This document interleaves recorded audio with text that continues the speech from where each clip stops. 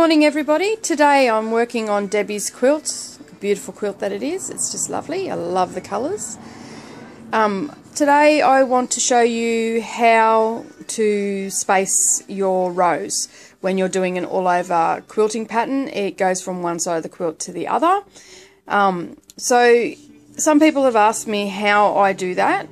So today I'm going to show you how. You can see here that I've already done a couple of rows of Debbie's quilt. Okay, I'm about halfway through now. So I thought I would show you exactly what I do. First of all, I have projector sheets. Okay, so for your overhead projectors, you can get those plastic sheets, usually from any office supply. I tape them together, as you can see here, to make a larger piece. It just works out cheaper that way for me than you, and it a little bit longer wearing too. They don't tend to perish as quick. So you can see here I have the design drawn out, and I've also got all the information written down here on what it is, and it's a medium to heavy quilting. It's code in the Qbot, and also the percentage, so the size of it. So this is at 100%, and I can actually make that smaller or larger if I want to. So you can see here I have a start position, okay, and it goes out that way.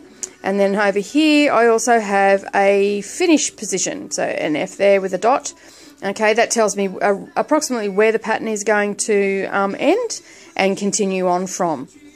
And you can also see here that I have some dotted lines. Now, if I slide this up, you can see that those dotted lines actually match onto the previously quilted pattern. And for me, I also line it up with the edge, because I know that this is a straight edge, with the bottom over here.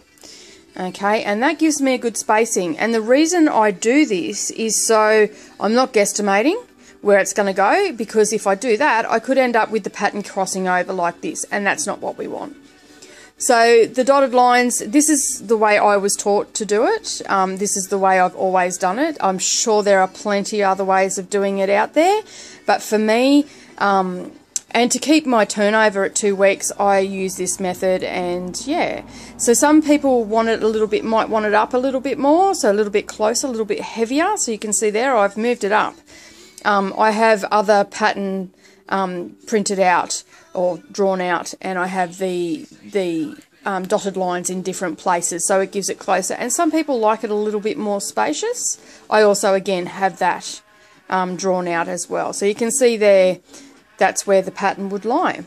So basically that is what I do to make sure that it is in the right place, and that way every row is spaced evenly all the way down the quilt. And when I get to the bottom, if there's, you know, there might be some negative space left there, I'll actually run off the quilt, as I did in my last video on the side. I will run off the bottom as well to complete that pattern. So yeah, that's basically how I do it. I'm sure that there, as I said, there's plenty of other ways of doing things, and this is just one way.